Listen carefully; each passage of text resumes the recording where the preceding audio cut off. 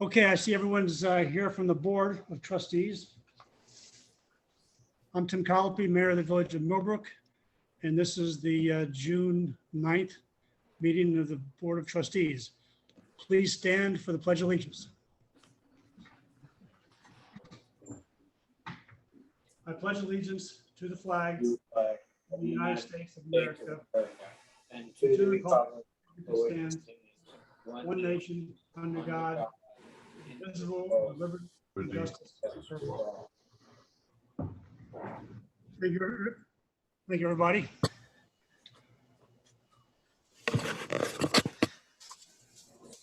Clerk Sarah, can you do the roll call of the trustees? Yes, sir. Mayor Colopy, Here.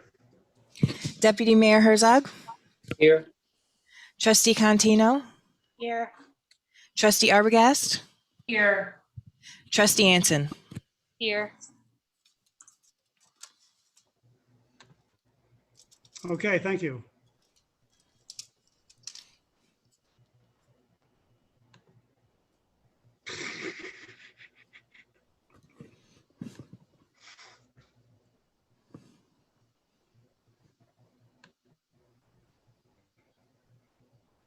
I anticipate numerous times of Sarah coming in to save me from whatever I'm doing.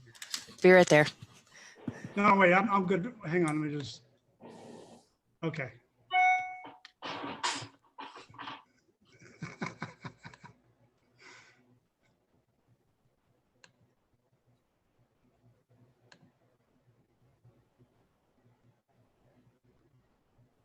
Okay, we are doing this with YouTube Live today as a test. In addition to recording it for Zoom for posting later.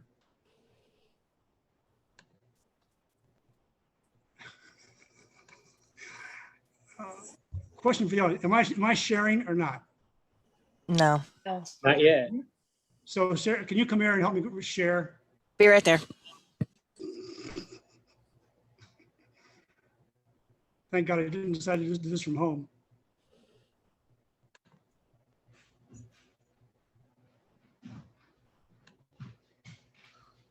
Oh, is that sharing? Yes. Can you all see the title page? Okay, good. I got it. Okay, fine.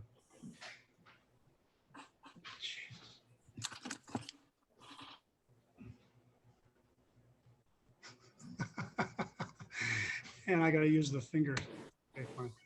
Okay, here's the agenda for today. It's basically the standard monthly reports from the business heads. We'll start off with the minutes approval, the voucher approval. We'll hear from each of the departments. I've got some updates on some old status. I wanted to start in a discussion on step 5 here on new business, the code update. I'll then ask for public comments. And then we'll get the board member updates, the mayor update, and then we'll adjourn. All right, any questions or additions for the agenda? Oh. All right. Okay, minutes. Sarah, you distributed the minutes from the last 2 meetings, the special meeting we had for the civilian complaint procedure. Yes. And also for the last Board of Trustee meeting in May. Have the trustees had a chance to review the minutes? Yes. Any edits, corrections, updates that are requested? I don't think I received the minutes. Ah, Sorry. Wait, hold on. Let me just look here. Okay, They were all the way at the bottom of the Zoom email. thank you, Vicki. Yeah, I just got home. I haven't had time to review them. I apologize. okay, well, we just need a quorum, so have the rest of you had a chance to look at them? Yes. Yes. This month, for once, I've actually reviewed them myself. Can I get a motion to accept the minutes as published by Sarah? I'll make that motion. Can I get a second? I'll second. All those in favor? Aye. Aye. Aye. And one abstention from Buffy. Okay, good, thank you. Hey, Tim. Yes. Your video is not on.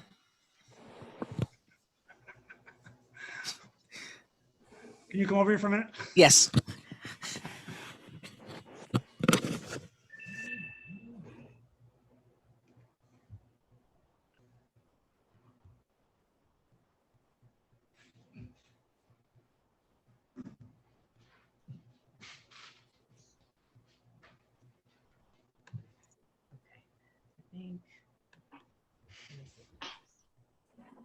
Why is this not showing?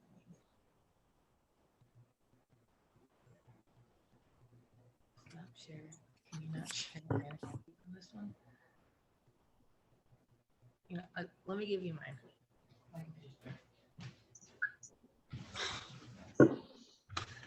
Hold on for a second. Sorry about this.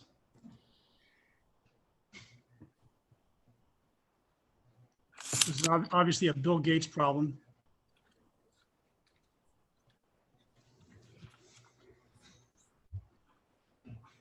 You can't get this done with two computers. The obvious solution is to get a third computer.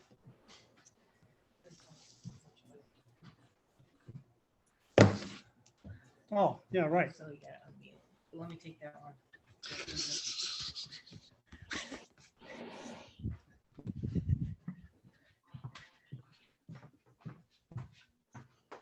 Okay, let's move on to the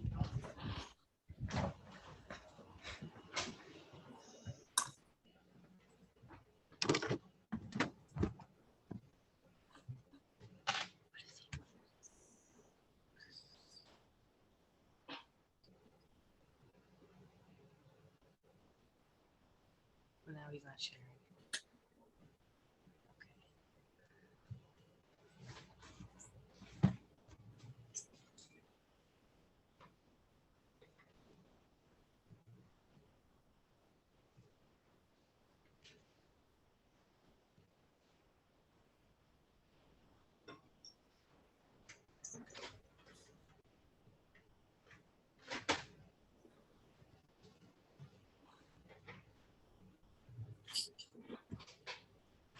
It's not moving. I can't scroll down Okay. the presentation.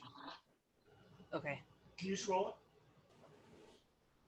Problem is I can't see all the options are. I just don't know where the options are. Yes, I can. If you can scroll it, I can just ask you to change the page. Yeah.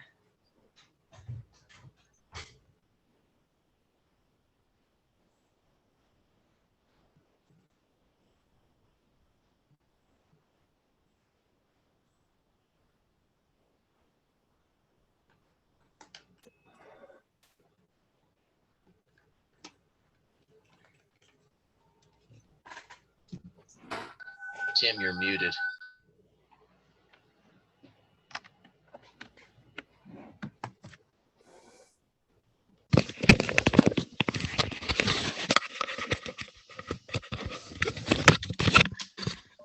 Hey, Tim, you're muted.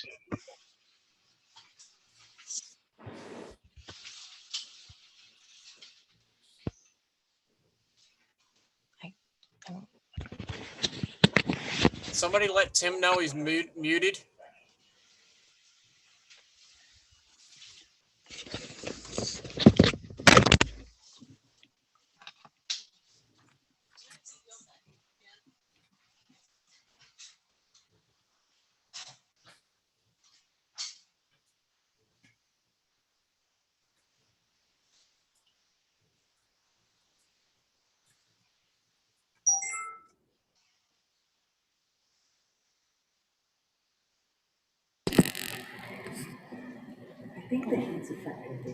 Okay, fine. So again, these are the vouchers for May 31st, ended the fiscal year of 2020-2021. And we have in the general fund $52,509. The Bedrock Fund, we paid a bill from Milnes for $99,084. The Water Fund, we have $9,231. And Sewer Fund, we have $15,063 for a total of $175,889. Can I get a motion from a trustee to approve the vouchers? Oh, motion. Can I get a second? I'll get a second. Sarah, I am not hearing anyone else. That's it. You Go over to her, and we're gonna do it from her office.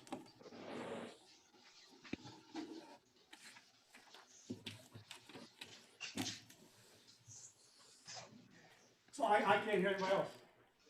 They can hear me?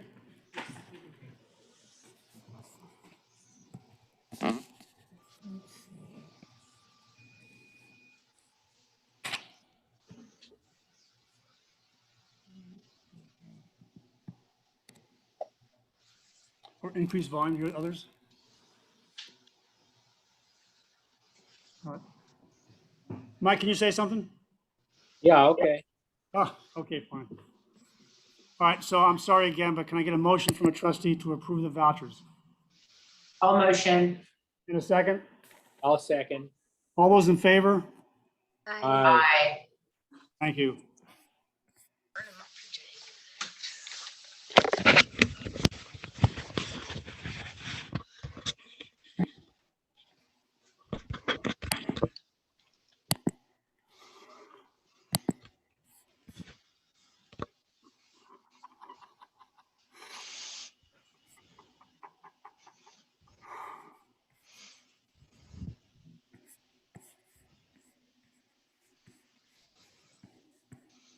Sarah, can you come in here again?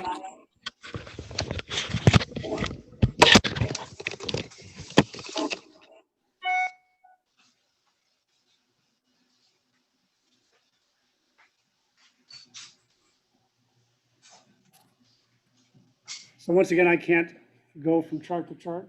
Right, I moved it to the next one. You're doing it. Okay, Yes. fine. Yes, All right, fine. This is the new page for the new year. yes. All right, you're taking care of moving. Thank you. You just tell me next chart. Will do. All right, good. So here's the chart for the vouchers for the new fiscal year that just started June 1st. So as you can see, it's a very relatively low amount of money. General fund, there was $61,938. The water fund was $2,084. The sewer fund, there was $1,819 for a total of $65,842. And you're receiving separate emails from, or separate files from Nicole separating out the last fiscal year versus the new fiscal year. Can I get a motion from the trustees to approve these vouchers for the new fiscal year? I'll move. And a second? I'll second. All those in favor? Aye. Aye. Aye. Okay, let's move to the next chart. Before we talk about the fire department, I wanted to bring up with the trustees a question, which is basically New York State, the governor's office has made a statement that once the state achieves a certain level of vaccinations, they're going to remove all of the emergency restrictions due to COVID-19. And so that at some point we need to discuss what we're going to do to get back together again, meeting in person, including having residents invited. And so I've had discussions with trustees kind of one-on-one in the past, and there seems to be a concern with the space here in the village hall to accommodate all the trustees, all the presenters, and expected residents participants. And so the question is, what are the alternatives we can consider? So I just had an initial discussion with Matt at the firehouse today, whether or not we could consider moving village meetings to the firehouse in the future, not in the near future, but sometime in the future. So first I'd like to know, do the trustees have any opinion or comments about that? I think it would be great. It's a bigger space, than the village hall, so I think it would be great. Okay, I agree, agree. as long as it doesn't disrupt operations there, and that's, up to, the fire department, I think, to let us know. yeah, we'd have to work with Matt on coordinating the schedule, yep. Yeah, That's okay, fine. I assume the technology is easily taken from one place to another, so I don't assume that's gonna be any kind of an issue in taping the meetings and in being able to put them on put them on the internet, et cetera. So Actually, Mike, not true. It may be technically difficult. It might be prohibitively expensive to do this. So that is why it's going to take an evaluation. It's going to take us some time.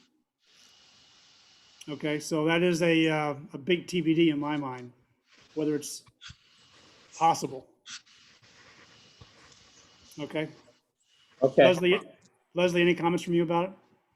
No, I'm fine with it. Would you have to do like broadcast it if it was open to the public, or would that be suffice that you're welcoming them in? That would be one of my goals, is to start broadcasting again as well on Channel 22. So making it available for people to attend in person, as well as broadcasting, and give us sufficient space that we can socially distance. So that's why I'm just getting kind of reluctant to say the village hall is an option. And again, my initial discussion with Matt today was positive, but there's a lot of work to be done ahead of that. Okay. All right. So if there's no more questions or comments about that, we will start pursuing that. And I'll keep you posted. All right. Okay.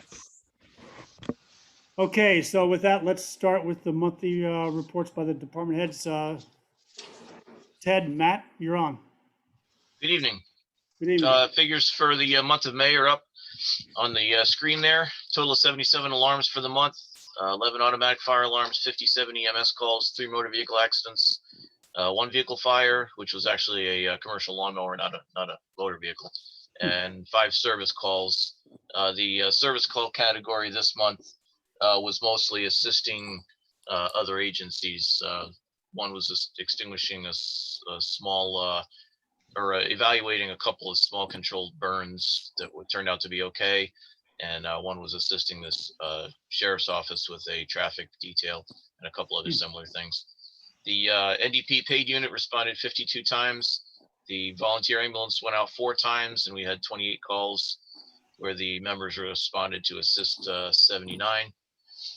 We went mutual aid to other departments twice for fires, 7 times for EMS calls, and we had mutual aid response to assist us 3 times for fire calls and 3 times for EMS calls. Okay. I have to ask, when I got this morning, there was a 911 call to the sewer treatment plant. Yeah, And correct. possible transformer fire, it said, but when I went down there, Mike was there from VRI just doing his normal morning checklist, and he wasn't aware of any issues. So was there a problem down there, or was it? Yeah, there was a wire down or a transformer problem. We're not sure exactly what the cause was. It occurred in the woods between the sewer treatment plant and Fountain Place, from what I'm told. I was at work at that time of the morning, and I didn't. I heard the call, obviously, but I wasn't there. They said that Central Hudson had to shut power down, but the line that fell was an abandoned piece of equipment that they don't. It's not part of the transmission equipment for the village anymore, so it didn't affect any residents or structures, and so they just shut it off. And, okay. They'll make an effort to clear. They have to clear some vegetation and make it accessible again, because it's an area they haven't used. There used to be a distribution facility there, like a little substation, many years ago, and it's been abandoned and bypassed since then. But the line that fed in or out of it, I'm not sure which, is still there. Scott may have a better idea. I don't know. All right. Any other questions for Ted? No. Does Matt want to give any update? I have nothing. Okay. That's what I like about you, Matt. Ted, I just have a quick question, or Matt, sorry, not about this, but I was just wondering about the carnival and everything this year. Is it going to happen? I've had some people ask, and I honestly didn't know. Matt, you're up. Well, we don't have the Thorn Building grounds anymore because of the changing that's going on up there. Okay, So we were looking to do a block party, 2-day block party event in July. But when we were starting to plan it, the county had too many mandates. So we had to cancel it. And then, of course, 2 weeks later, they start lifting everything. So we're looking to try to possibly get something together and do it for October, like an Oktoberfest, a 2-day Oktoberfest event, and do the parade. It'll be a Friday and Saturday, and then bring the parade in for the Saturday night. And that's what we're trying to do from now on until we get a spot to host the carnival again, which in the future will be down at Bennett College. Awesome. Once they Thank get you. that all done and demolished and the park done. Let's hope it's soon. So- Okay, good. Now, Buffy, by the way, aren't we planning a community day this year? The MBA? That's a good question, Tim. I will get back with you on that. I'll make a note. Usually it is in September, but I will definitely check with the NBA and follow up with you. Thank you. Okay, any other questions for Matt or Ted? While we're between the police and the fire, I just wanted to say, we read this very nice letter to the editor in the Milton News the weekend before Memorial Day. There was a 2-car accident at the traffic light down there at the intersection of Franklin and 82 and 44. Person says this past Saturday, my car, an SUV, was hit by a car going through a red light. I want to express my deep appreciation to Officer Del Judas of the Millbrook Police Department, to the Millbrook Fire Department personnel, and to the Northern Dutchess paramedics, all of whom responded promptly to the scene and who exhibited calm and kind professionalism. God bless and thank goodness for our wonderful first responders and to our municipalities and their taxpayers who support them. Kenneth Leitner of Millerton. I thought that was a pretty nice recognition of our first responders who are there 24/7 for us, and we really appreciate what they do. It was nice to hear that. The second thing I want to say to both the police and the fire is I sent you all a list from the insurance agent of the people who are listed as drivers of either fire equipment, rescue equipment, or police vehicles. And I'd like you to go through that and get back to me. Remove names that are no longer relevant. Add anybody who's not on the list, including Matt, by the way. I hope you're not driving any vehicles for the village because you're not on that list. But anyway, get back to me and note that the list requires the date of birth and your license, the license number. All right. I've got no hard time frame for this. I will just keep pestering you till you come through, but don't deep file it for me. Just get back to me sometime. All right. Any questions about that? No. All right, good. Then let's move on to the police. Good evening. Good evening. Just for advisement, I've returned that list to you. None of the police officers were on it. So, You were on there. I was, well, because I'm a member of the fire department.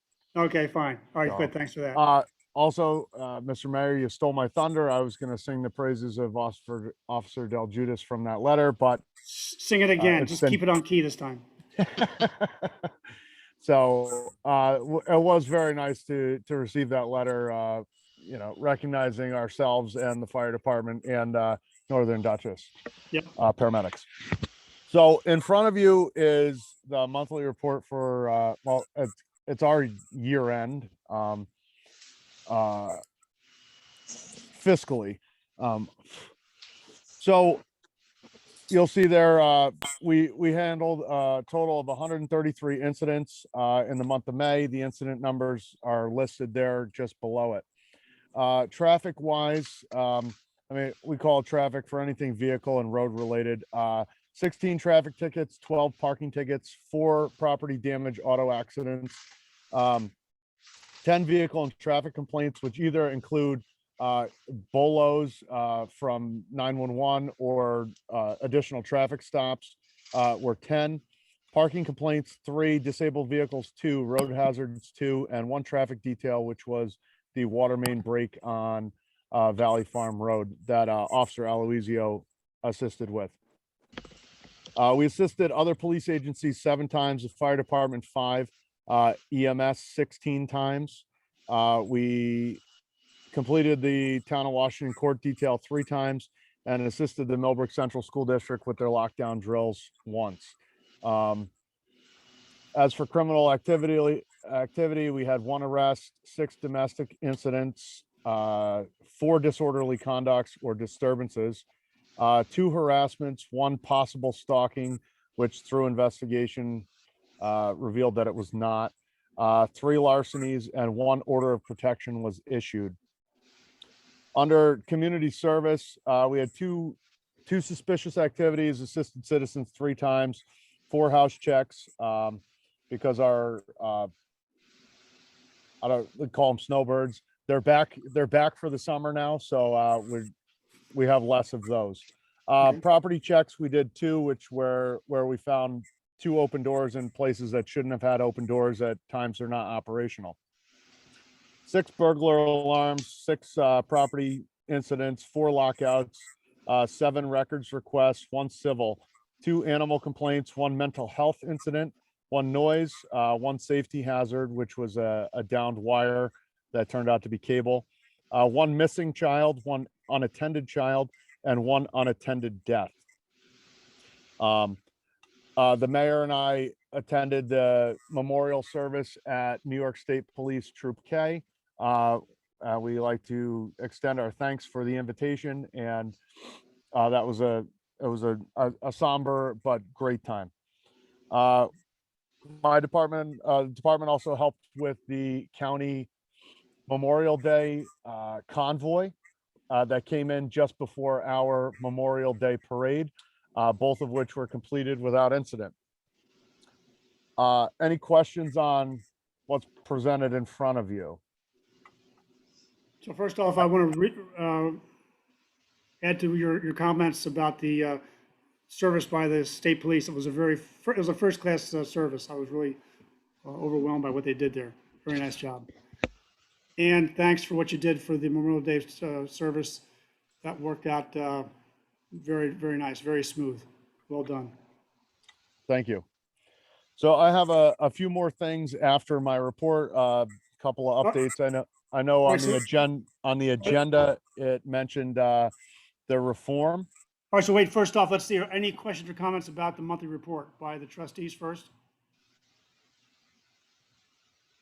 No.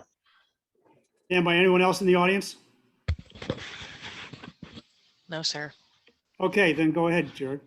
Like I said, on the agenda, it mentions reform updates, and reform updates on my end include that myself and the mayor have been conversing about the updated community policing / foot patrols, and we will have a detailed list of what that'll include effective for the beginning of July, just so that we can figure out how to quantify it or substantiate it, figure out how we're going to word it and present it to the community. But that'll roll out at the beginning of the month of July. And by the way, I said to Officer Witt that I'd really like him to personalize it so that each officer has their own style, and I like them to basically, say, here's what he or she would like to do, and let Officer Witt kind of collate that all together. All right. And again, I spoke with the mayor. It's not necessarily a hard line, like our community policing is going to be a foot patrol. Like today, I happened to be driving around and I found all the kids at the playground from the daycare MECEC up at the end of Maple Avenue. And I ended up spending, 15, 20 minutes talking with them. And that's what we've been doing for many years. And it's just now we're trying to put a name to it, be able to let people know what we've been doing, and just present it in a way that that we're making a concerted effort to continue those interactions with the public. Further into the reform, myself and Trustee Contino and the mayor have spoken about some of the code update, which I know is also listed further down in the agenda. We'll be working together to continue the the updating of our traffic and parking code. And then, as everyone knows, late last month, we established the civilian review board for complaints. So that's all I have for the reform on my side for updates. Any questions or comments about that?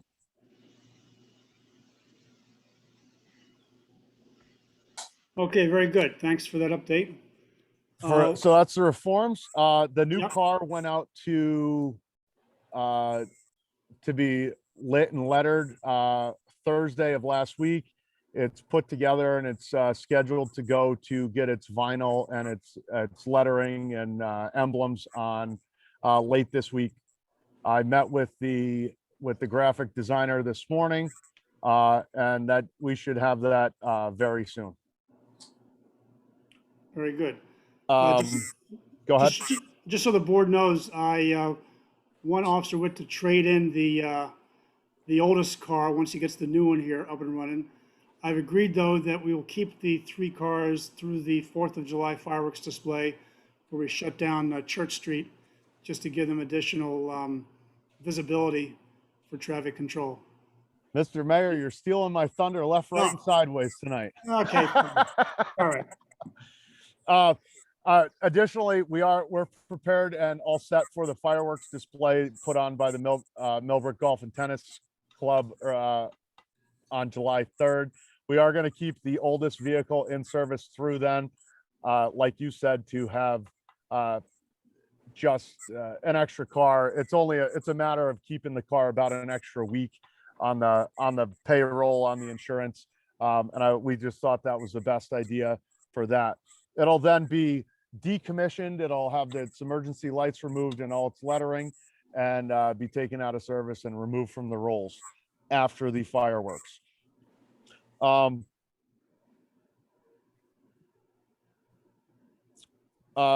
So actually tomorrow, I have a ride along scheduled with Trustee Contino. She's going to join me for at least a portion of my shift, the day shift tomorrow. I would also like to extend the invitation to any of the other board members. I've had a partial ride along with Mr. Herzog, but any of the new ones, Ms. Arbogast, anytime, Mr. Mayor, anytime. Ms. Leslie, your last name's slipping my mind for now, but I assume after June, anytime. And I look forward to that. So we have that going on. And lastly, I was able to secure some grants through the New York State Police that provided us new printers for both vehicles for our ticket and report writing systems. Each printer is valued at just under $500. So that was a nice $1,000 savings through a grant through New York State Police. They also supplied us 2 scanners through the same grant, which allows us to scan the licenses and put them into the ticket writing system. And further, we were able to secure through the same grant 2 new computers for the cars. One for our existing Ford to update and upgrade from the laptop we're using, and then one also for the new car that'll be rolled out. So I was very excited about that because we're going to have to purchase the computer ourselves, and we want to thank Sergeant Hedges of the New York State Police for advising us and helping us out with this grant process to save our taxpayers some money and get us top of the line equipment. Great. Good job. Any questions or comments about that? Good job, Jared. Thank you. Okay, anything else you're going to say before I go steal your thunder again? No, I'd open any questions or comments in general, and other than that, no, thank you. Okay, I sent an email to the trustees with a question regarding police officer pay for holiday service. And the issue is that the handbook specifies the police officers will receive time and a half pay for 4 of the 13 days that are paid holidays for regular employees. It was 6 of the 13. 6 of the 13, I was very close. Yes, 6 sir. of the 13. And the question is, I guess Officer Witt has told me that there's a precedent from prior mayors that we did the same thing for the other 7 days. So historically, the part-time officers were paid at a holiday rate for the same holidays that the full-time employees had off. Okay, so that'd be the 13 total holidays, of which you're saying 6 are already covered per the handbook. Correct. So the question to the trustees is, any discussion about expanding this to cover all the remaining holidays, 7 additional, which would be an additional cost this year projected to be $1,400, but which Officer Witt has committed to accept that within his current budget. In other words, To it's not do gonna our be added to the to budget. do our best to accept to maintain that But within our he's budget. fully committed, hell or high water, to contain that within his budget. So I guess first, is any questions or comments from the trustees about that? And by the way, we don't need to decide now if you want to take it offline and think about it, because I just sent the email out to y'all, I think today. So comments from the trustees?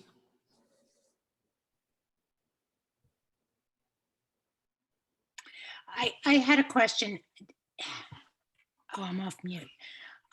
Did we not pay for example, Washington's birthday? I assume we had somebody working this year. So listed in the handbook are the paid holidays for the full-time employees, and then the 6 that are listed for the part-time police officers. I don't believe that. I think maybe you're referring to President's Day. Yeah, President's Day is right, combines Yeah, Washington and Lincoln. So they were paid at the premium, and then beginning at the starting of the new year with the new administration, we were abiding strictly by the handbook. So it had so the previous ones were, and they weren't initially budgeted for this fiscal year to pay them at time and a half rate for the holidays. Yeah, go back specifically, prior calendar year, they were being paid the time and a half. Correct. Starting this calendar year, when I came into the office, we were hearing to what the handbook says. Okay. So I the see. proposal to the board is that we expand that coverage to cover all the holidays. And actually, I would update the handbook to reflect that if the board approves. You don't need a resolution for that, and I don't believe so. A motion would be sufficient. But I first want to know, does the board want to think about this, or are we willing to have a discussion and then a decision? I'd like to think about it. Fine. Again, I'm a little behind the 8 ball here. I apologize. Yeah, well, actually, my note is fresh off the press, so I've got no problem with doing that. We'll table it, and we can have a discussion at next meeting. What I'd like to do is May I get, make just one comment? yes, Apart from the fire department and the rescue squad, we are the only village employees that work all of the holidays. And I know that we sign up for it as police officers we end up missing birthdays, we end up missing holidays, we end up missing family events. And I think it's just a way to say thank you for what our part-time officers do in regards to missing family events and holidays to serve our community. And that's all I have that's my last comment on it. okay, fine. Any other comments, questions? No. Okay, good, let's move on then. Bob, Yes, hello. hello. Okay, for the monthly report.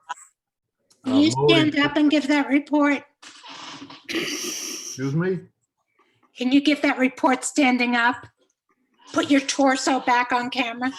Oh, Then I can't read it. No, no. Kidding, kidding. Oh, We okay. like your t-shirt. My T-shirt.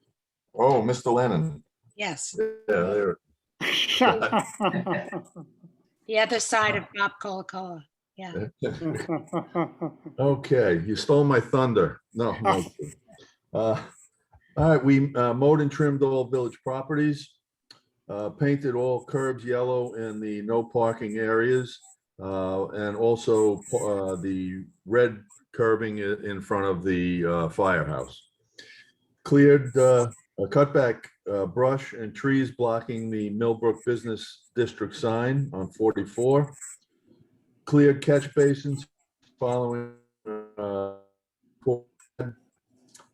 trimmed low-hanging tree branches, mainly over sidewalks.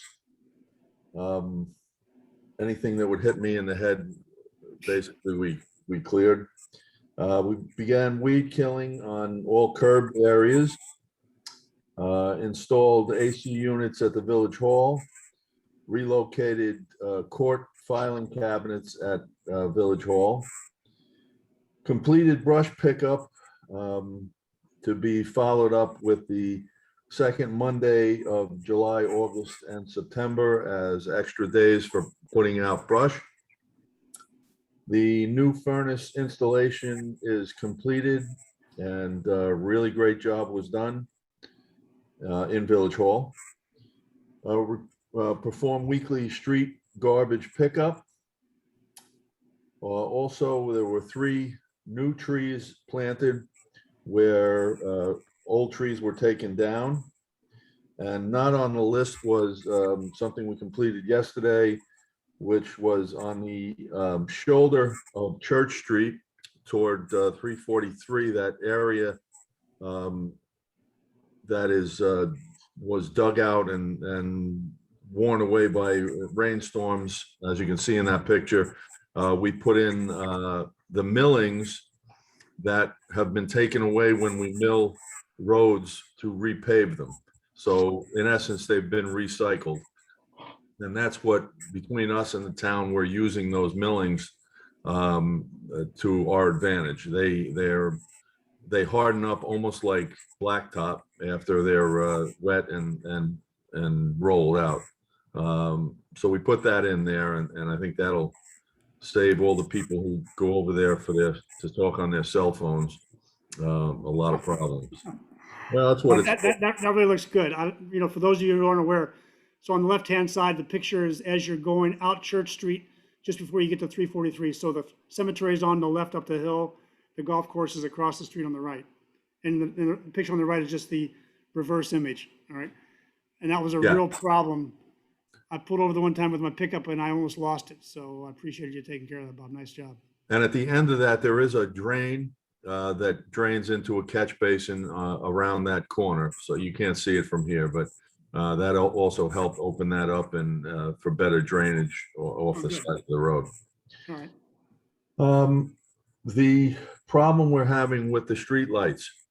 I spoke with Millbrook Electric today, who has a meeting, finally was able to get a meeting with Central Hudson for either Friday or Monday so that we can trace what the problem is. We kind of know what the problem is, but Central Hudson, for those who don't know it, we own those streetlights, but when we changed them over to the fancier type streetlights, we inherited those streetlights. But the power obviously is still provided by Central Hudson. So we have to use that. We have to have them track where the problem is, and it's affecting 4 lights. So hopefully we'll have that resolved. And as soon as we find the problem, then Millbrook Electric will be working on them. So Bob, is it fair to say that Central Hudson owns the lines, the wires that are in the ground? Yes. Great. Why'd you say 4? I thought there were 7 lights that are out. No, there's just the 3 that are, well, actually 4 that are connected then, but those are the ones that are one separate problem.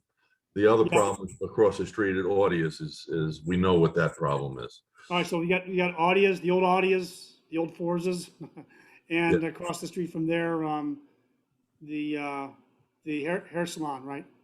Right. Those two are still out. And then we have from the deli on down, those three are on the same line. And then across the street, the way this was designed was a real mess. I mean, one half of the street, the supply is at the far corner near the bank.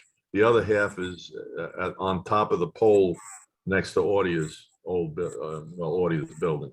So they're two separate things. And Central Hudson is the ones who, they supply it. So we're kind of at their mercy until they get around to doing that. And with all the, you've probably seen all the subcontractors that are doing electrical work now for them.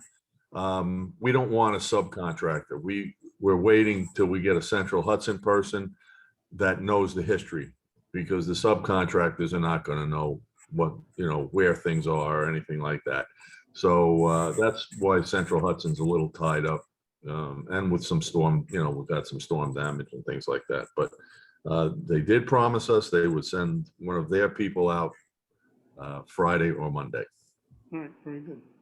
Can I ask you a question about the streetlights? Because someone brought this to my attention recently. At least on Franklin, I don't know if it's true throughout the village. I haven't looked myself. They were pointing out that our streetlights are designed so that the lighting doesn't just focus down on the sidewalks for safety, to provide safety and security on the sidewalks, but rather also beam light upwards and outwards and affect the apartments on Franklin Avenue, sometimes quite substantially. So that was one set of issues. The other one was that instead of using LEDs, we use old-fashioned lights. And I know that LEDs would be much less expensive for us and of course better for the environment. So I guess I have a two-part question. Can I just throw this out? I know we can't answer this question right now. Can we consider, as we're doing sidewalks or even within this project, refocusing the lamps in some way or in some way inhibiting the distribution of light beyond what we truly want to light, so that we don't have the light pollution and the nuisance in the village? The second is, if we can't do that immediately and costs are prohibitive to actually change the whole fixture, can we at least replace the bulbs to use LED bulbs? No, and no. Unfortunately, to put LEDs in there would mean replacing the entire light. We put in a much more efficient type bulb in there now. The three lamps that are past, on the right-hand side, past the library, were new style, and those bulbs, I guess they've been there about 7 or 8 years, and we've replaced one. The old style, we've done that. We've gotten rid of all the old style bulbs with more efficient, longer lasting bulbs. To put the LEDs in would be changing all the lights over and quite expensive. As far as directing the light inside the light themselves, there are some metal buffers, I guess you could call, or baffles that direct the light down, but you'd have to, the only way you could get it from not shining in somebody's window would be to paint the back of the lights. And you don't want to do that because there are people who are complaining that it's not bright enough on the streets and it's, could be dangerous. So you have to look at what's best for the majority, I guess. That's the only type of, for that style lamp. If you want to stay with the old-fashioned looking type lamp, any style I've ever seen are completely, or all the way around, are clear. So that means you're going to have that light shining in that direction at all times, in all directions. The filaments now are sodium, right? Yeah, they're a high, high efficiency sodium Yeah, that last. I mean, we were replacing bulbs every 6 months. And now we haven't replaced any and they last years and years. so the sodium bulbs, sodium filament bulbs are replacements from what was initially there. Is that I'm right? sorry, say that again? The sodium filament bulbs we have today are replacements from what was initially there? Yes, yeah, Oh, the okay. ones that initially were there were, like I said, every 6, 7 months, we were having to go up there and change them. These, since we've put these in, I don't believe we've changed one. And down by where you are, I think we've changed one bulb, and those have been up there for probably about 8 years. Okay. So they are, and they do last a long time. And that was, that was the big thing. But as far as getting them not shining in the apartments, I don't know what you would do for that, other than getting a different style light that hangs over the street or something like that. I don't, you know. You I don't can't. think anybody wants the light to be removed from the Higher. sidewalk. I'm sorry?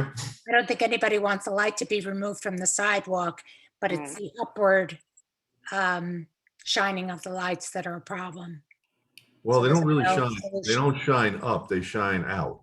Right. Because there are baffles in there that stop them from going up in the air and wasting that light. The baffles shine them down, but it's just where the height of them, the height of the light is going to, make them shine 360 degrees all the way around. So it's, again, other than painting that side of the lamp, I don't know, I don't really have a solution for that. I'll vouch that it shines light all around because I saved the cost of a nightlight in my upstairs hallway because of the light that's right outside my window. Yeah, well, Yeah, for better or worse. So Bob, really quickly also, just looking back at last month's bill from Central Hudson from the village lighting and this month's bill, I mean, with so many streetlights out, we're virtually paying like the same amount for the street lighting. So maybe you can ask Central Hudson what's going on there, because if all of these lights are out and they're drawing this electricity that we're actually, and the lights are out and we're not able to use the street lights, what's going on there? Just looking back at that, that's one thing. And the other thing is have you asked Central Hudson if there's any type of program that they're offering to help change these lights out for LEDs? And the only reason I ask is because I know they have them for businesses because I've participated in that. okay. Where they literally come out and take care of it for you for a very small fee, but I have no idea about the village lighting. Well, this wouldn't be a small fee. We would have to change out the whole fixture, basically. Right. But I can ask them. I don't really deal with the building department and, and the water and all those things. And the person that's coming out would have no idea. So we'd have to contact the business office as far as the usage, or why the usage is still up. Okay. So maybe someone, I could do it, or someone, maybe if we figure out just to ask them that. And then It might be a flat rate. I don't know how they bill us, or how there's no meters on them. So Right. that's why I don't know how they would even figure the usage, because there isn't a meter that they can read. So yeah, Right. that I'm not real familiar with, because I've never really dealt with the cost of the billing. Now the cost of the lights, just remember, those decorative lights we have on Franklin and Front, that's a small percentage of the lights in the village, right? Because we have a lot of those green pole lights all around, right? Yes, and I want to say there's not 100, but there's something closer to 150 of those lights around the village, right? the regular pole lights. Yeah. Yeah, they're all over. They're on every street. So Buffy, the bill that you see includes those lights along Franklin in Front, as well as what Bob calls the pole lights, those those big So green. that's the village quote lighting? Yes. Thank you. Okay. Yeah, that's Okay. that's all in there. Although right. the only thing I would add is that the days are about an hour longer since last month or Yep. the month before. So, I don't know if that's taken into account or if the lights go on and off at the same time. I've really never looked at that. That's a Yeah. good point. I was gonna say the same thing. Yeah, Being longer, do they program them differently? Is it dusk to dawn? Like, how does that work? Billing wise, I honestly don't know. Okay. Okay, so- Also, just for everybody's information, the lights that are on the green across from Morona's, those are not village lights. Hmm. Those are paid for by Tribute Gardens, as are the ones in the library parking lot across the street from Village Hall, and also the ones that are behind Morona's. All those decorative lights are strictly, those aren't village lights. So we don't take care of them or pay for them. And they never have a problem for some reason. What's that? I say they never go out for some reason. There's never. Oh, a they're all problem. they're all the new style. Ah, okay. Yeah, Okay. they were all put in, those are the new heads on those, so they have longer. All right. lives. So look, per this discussion, you'll follow up with Central Hudson and see if there isn't some kind of program that we should look at it, do an ROI. This is analogous to what Matt did a few years ago for the firehouse, right? There was some kind of a reimbursement program from Yeah, Central we did Hudson. the same thing at the Village Garage too. Oh, that's right, you did. Yeah, I remember We that. did that there also. Even in the hall here, I think you did some things. Yeah, when I speak to Mike Schultz from Millbrook Electric, I'll see if I can get a solid price on what it would cost, or if there is even a chance of just changing out the guts in the light, to change them to LEDs, and see what the cost would be. If it can't be done, then of course it would have to be, they'd have to be wired differently, and they'd have to have a new. Okay, and by the way, if we do it, we're gonna do it for all the lights, and as you discussed earlier, we'd also have to coordinate with the Tribute Gardens, because we can't have, 2/3 of the lights having one, have a sodium filament light, which is gonna be different than an LED light. So if we're gonna do it, we gotta do it across the board, so they all look the same. Right. Yeah, the LEDs are significantly brighter, so Yeah, right. that would add to the problem of being brighter in people's houses. So it's, yeah, you kind of can't win. Maybe but it'll they're cost cheaper. painting the side that faces into the apartment windows. You could do that, but I don't know if that would diminish the lighting on the sidewalk, because we had people complaining that it wasn't well lit, and that's why I guess the businesses were putting the lights on in their windows so that the main street was brighter. Okay.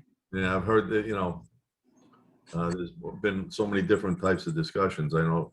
Well, I can tell you that the businesses were putting the lights on in their windows just to make the village, like the MBA just sort of stressed that when people come through town, it just makes the village look nicer. People tend to stop and sort of like look into the windows of local businesses. It's more inviting. And so we encourage people, if they felt comfortable leaving, like I never did it, and then I started doing it years ago. And it definitely makes a difference. Oh, yeah.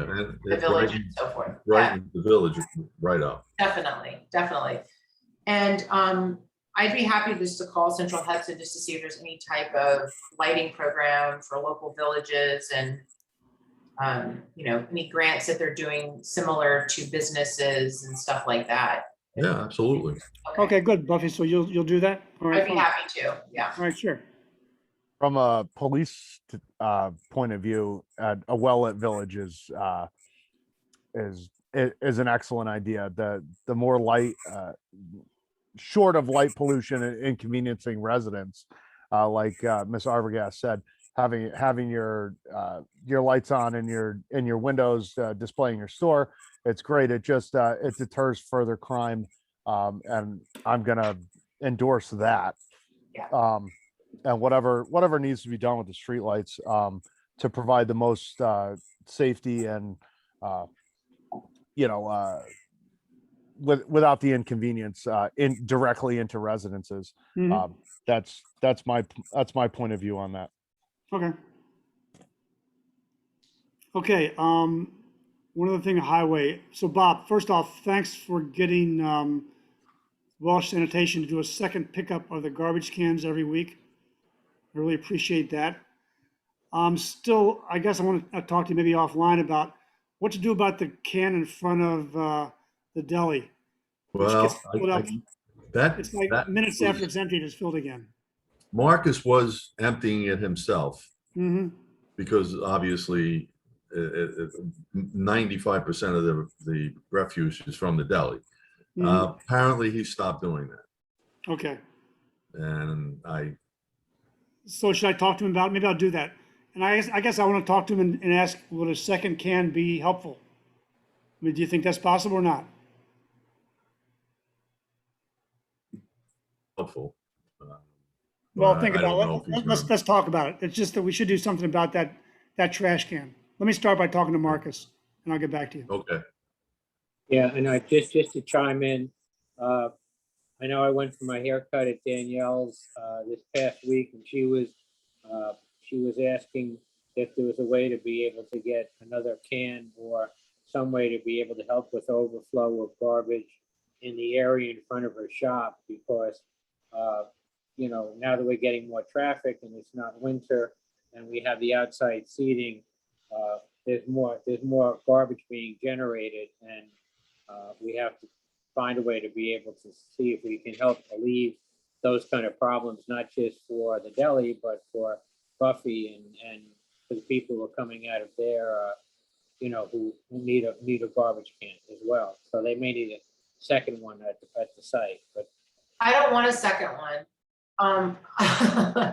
I empty mine every day, if not every evening. And if I don't get it into the evening, I go over there in the morning and we empty it and pick the trash up and so forth. So, and we put it in our own dumpster, and that's just a part of it, because right now is so much takeout. And, there are some days that we're crazy busy and we may not get to it in the evening. And I know Danielle works evenings, and I'm sorry about that. But by the next morning, if it's overflowing when we set up our tables and so forth, we are definitely on top of that. I know that we're closed on Mondays and Tuesdays, and sometimes it's not us, it's other people like coming over from Stewart's and stuff and dropping stuff in there. So I just think that a second one would just cause more trouble, because we're really trying our hardest, so I appreciate that you like Marcus, you guys have been toting garbage on a regular basis for years, and it's well appreciated. I mean, I go out there sometimes on a Friday or Saturday twice a day and empty that garbage can. Wow. Literally. Yeah, So- I believe it. Just thought a second can might be helpful, but if it's not, then it can be a non-starter. That's fine. Yeah.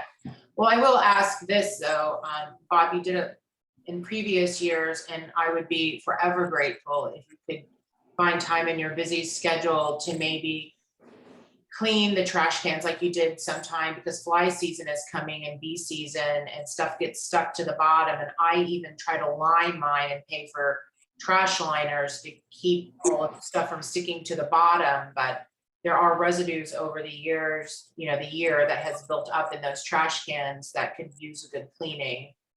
And I don't have like the hoses and stuff to get out there and do that. So I know you've done it in the past.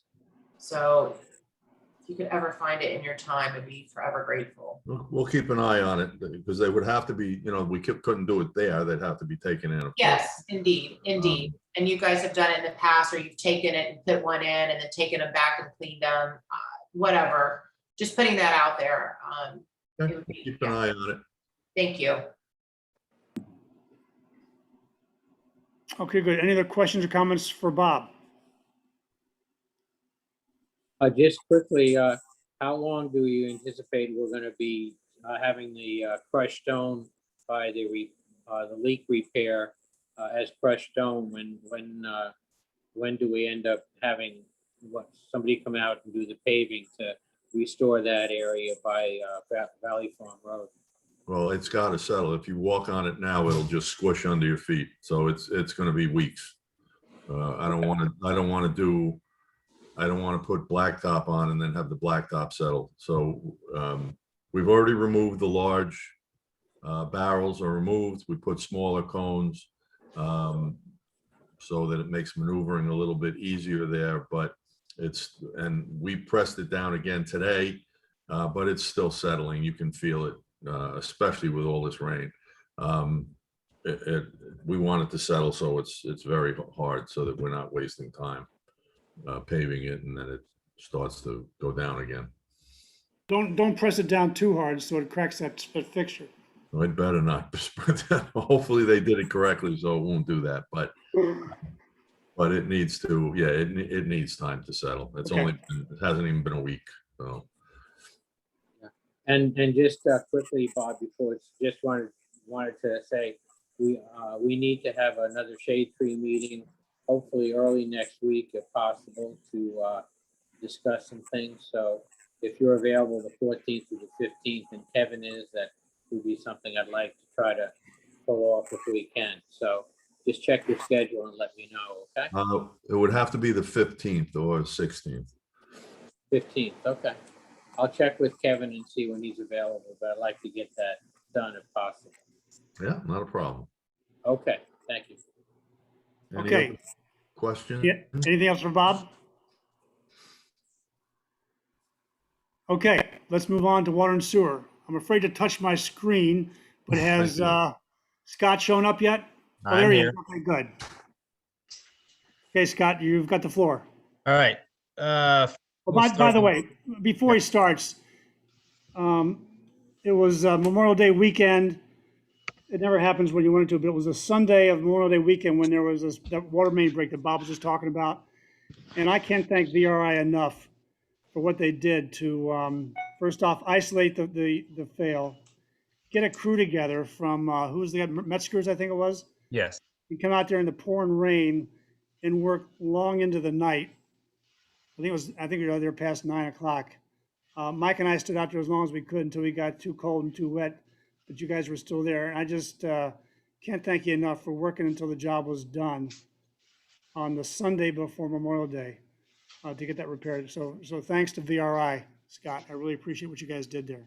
You're very welcome. Yeah, and just a shout out also to Officer Del Judas, who was also there that whole time directing No. traffic. It was Officer Kelly. Kelly, excuse me, out there the whole time doing that. Yes. So- Actually, she extended her shift just to provide traffic control. So thanks for that as well. Okay, Scott, go ahead. All right. All right. So for the month of May, for the water, we produced 5,955,774 gallons of water. Average daily flow was 192,100 gallons. Performed all maintenance and sampling for the month. Set up installation of new water main valve over on Carroll Boulevard for the 16th and 17th of this month, which is next week. Worked on securing lower cost filters for our treatment plant. We've been successful. The filters I've received part of the order. Hopefully the rest will come in the next couple weeks. As we've all mentioned previously, there was a major water main break on Valley Farm in 44. I've estimated a loss of roughly 450,000 gallons of water. Wow. As Mike knows, the storage tank level was pretty low because that affected residents up by the tank. So yeah, it was pretty bad, but it's all been fixed and everything's working now. Lastly, the water meters are scheduled to be read the week of the 21st of this month. And the only other thing I have for water, which could include multiple things, but I mentioned to Tim earlier today, notifying residents when issues happen, because there was several residents up on Valley Farm and elsewhere, and even I got calls directly regarding the water leak. We don't have any kind of a system to notify residents. But I know our office uses a system called Blackboard for other places that we operate. I know that, I believe they sent the information to Tim, Sarah, Nicole to review. Yep. Basically, it could be used for anything, even the highway department, the fire department, water department, to notify of anything that happens. As long as we have phone numbers, it's usually, I think you just type the message in and it'll go out as a robocall. There's a water leak on Valley Farm, and give updates and everything else. So it's something that you might want to look at. I don't know what it costs, but something that might be good for the entire village. Yeah, we are gonna look at that. We have gov.delivery. We of course have Facebook, we have Twitter. But I think the advantage of Blackboard from discussions with Joe is that you can target, you can send this notice out to the exact, street that's affected. The Right. exact set of customers who are being affected by the water shutdown. So you can very, very, very That accurately would be- target your, That would be very helpful when paving roads also. Yes. Yeah. oh, okay. Yeah, there's multiple things you can do, because even when we've done fire hydrants, even though I hand deliver messages, or like when I was flushing hydrants, we posted it all over, but people still called because Mhm. they didn't know. And I can't go door to door in the entire village all the time. When we're Right. doing hydrants, it's just a street or two. Mhm. So something like this system would be beneficial across the board, I believe. All right, so we're gonna look at it with the information that Joe gave us. It looks like we'll have to talk to a sales rep to actually get a price quote. And we'll see we'll go from there. All right. Sure. The police department would like in on that also. It sounds very beneficial. All right. I'll be deducting from each of your budgets to fund this. So thanks for your support. Scott, do we Alright. know what caused the leak on Valley Farm Road? Well, the leak was an old repair that we did 10 years ago. And apparently the bolts rusted and they broke. So, unfortunately, I don't, you can't prevent something like that, but, And when something like that happens, we have to worry about contamination or anything like that to our village water, and how does that? now, yeah, when in this case, the water was coming out the entire time, so it was under pressure. Uh, So they did the leak under, minimal pressure, but when the water coming out, to prevent anything getting back in. That's typically how, if we can do that, we'll do that. That way it prevents anything getting back into the. Well, that's good news. Thank Yeah. you. You're welcome. Although when you do shut the system down, to isolate the leak and then turn it back on, there's always turbulence that causes, the dirty water for a time period, right?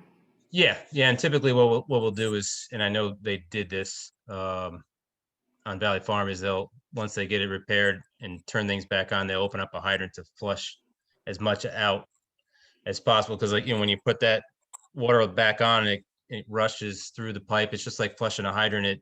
It scours the pipe the same way. Mhm. So we open that up and try to clean it out as best we can. Thank you. Any other questions for Scott regarding water? No. Okay, go ahead. All right, over at the sewer plant for the month of May, total effluent flow is 4,518,552 gallons. Average daily flow was 145,760 gallons. Precipitation 5.9 inches. Performed all monthly maintenance and sampling. Repaired clarifier number 1 back in service and working fine. We cleaned the filter beds, and as I mentioned last month, I have an EPA inspection scheduled for the 15th, which is Tuesday.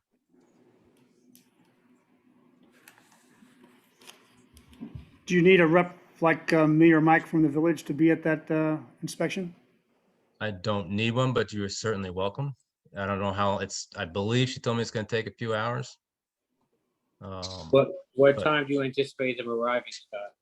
I believe, I didn't write it on my calendar. I believe she's gonna be here at 9. Okay, I think that's what I have. So Mike, you're gonna go? yes, Yeah, I should be able to go. I don't have anything on my calendar. So I All can right. arrange to be there. Yeah, I have it in my phone as 9 to 12. Okay. Any questions for Scott regarding the sewer report?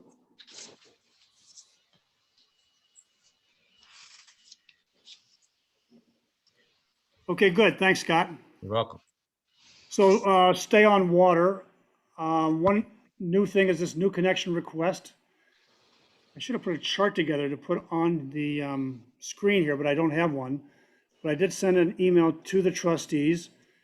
The background here is there's a request from a person up on Maple Hill Drive, which is outside of the village, to apply for a new hookup for water and sewer. Maple Hill Drive is a subdivision that was developed many years ago. And when it was developed, the developer put in the water and sewer lines, and Mayor Hurley at the time pre-approved hookup for the water and sewer systems for those lots. And a variety of them are already hooked up. I think there was actually a mixture, because when I run up there, I see some places have got wells and some places have got water meter shutoffs there towards their front. So it must be a mixture going on. So there's a request from a person, actually it's Howard Schuman, his son, to get the right to hook up a new lot, which hasn't been developed, hasn't been built yet, for water and sewer. And so the question in front of the board is, one, do we agree to this? Certainly is my recommendation that we do, since it's been pre-approved by a prior administration. And the second question is, what are the fees that we charge to be able to hook this up when it happens in the future? So first off, to the board, is there any question or concerns, comments about the request for the hookup? No. Everyone's okay with this? I'm okay. Leslie? Yes. I'm okay with it. Okay, good. So then the question of the fees. So I sent you an email, which was based on a discussion that Mike and I had, and we referred this to Delaware Engineering, Bill Bright specifically, for a proposal for what the rates should be. And I included in the email that I sent to the board what the recommendation is, and specifically is the following. For the application fee, for water hookup would be $500 plus a $500 bond. And for sewer hookup would be $500 plus a $500 bond, for a total of $2,000.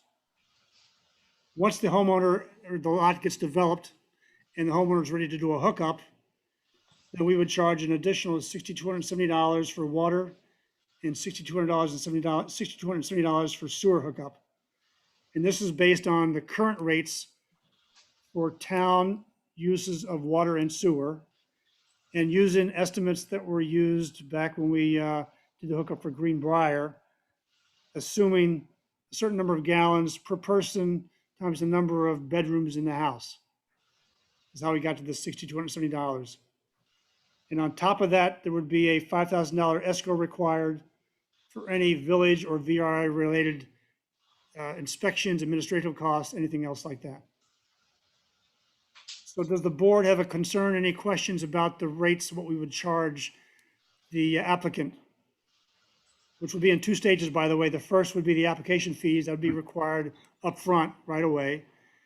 And the escrow, as well as the connection fees, would be once we are ready to do the connection, which will be sometime in the future. It's undefined yet when that might happen. Any questions or concerns about the proposed fees? I have a question. Do we Yes. know how they arrived at those, each set of fees? Yes. Is it based on VRI's costs? It's or- based on, I'll do it for you right now. The total of water and sewer cost for a town resident is $19 times 110 gallons per person per day is the typical usage, times the number of bedrooms, we assume 3 bedrooms. So that's so the 6270 is for a 3-bedroom house. So it's not necessarily a flat rate that we would charge a commercial business. No. This is different. This is for a homeowner. And as I said, this would change if it takes 5 years for the person to actually build and get ready for the hookup. If our town rate for water plus sewer went from $19 to $25, the charge would go up proportionally. Okay? Is this a, I mean, does this sound like, Scott, like commensurate to other villages and towns for hookups? Yes, when the rates were established for Greenbrier, it was the first time that we had done an out of area, out of our geographic jurisdiction for any kind of a hookup. And at the time, we asked Bill Bright, this is back in 2017, to look into other jurisdictions where they allow residents out of their geographic area to be able to use the facilities and be able to draw water. So he went to all of the different areas of Dutchess County, looking at and doing research, and came up with these figures as being consistent with what other areas charge for out of jurisdiction connections. It's And not, commercial is definitely different than residential. yes, and Because that's. Greenbrier is commercial where Howard is residential. That's right. Well, the difference was simply in what Greenbrier paid had a lot to do with the amount of residents they had and the expectation of how much water they would use and then process with sewer. It had nothing to do with with Nature. a commercial rate and a residence rate. It's simply, and I'll call it a out of jurisdiction rate, because you're not a village resident, and therefore there's a different. Yeah, so in my mind, there's two things here. When we had the Greenbrier issue, in my mind, it was basically a health issue that the village was able to rescue Greenbrier. They had a major problem. It was a Department of Health issue, and we basically helped them out, and we made them pay for it. What's going on here with Maple Hill Drive is the pre-approval by a prior administration to allow this to happen. In general, we, village, need to be very protective of our water and sewer rights. No, absolutely, I agree. It's only on an exception basis. And by the way, we are doing this because it's been pre-approved. Yes, By the way, as we do this for people who are not in the village, we have people in the village who do not have water and sewer. Okay, which is on my list of things we need to tackle in the upcoming years. But let's never forget the fact that not all the people in the village get water and sewer. Yeah. And it's something we should address as soon as we possibly can. Okay, right. so that's why these fees that I've outlined to you and was included in the email I sent Yep. are basically the best estimates we received from Delaware Engineering.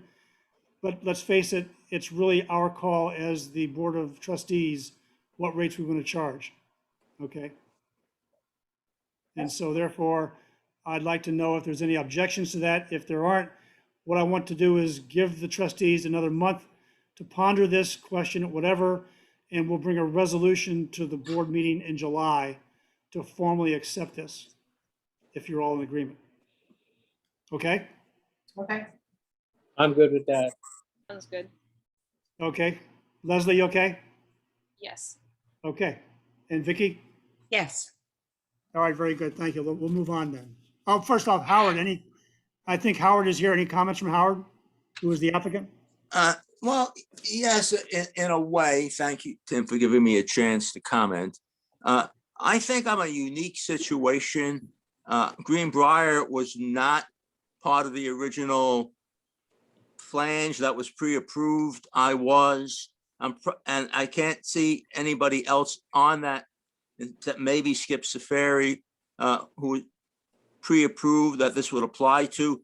So I would like to look at it that way, that there's not a danger of, by letting me and my son actually come in at the regular rates that people get to connect, plus all the other bonding fees and so on. It's not going to encourage anybody else to do that because there's nobody else that's pre-approved, and these would all have to be individual cases coming forward.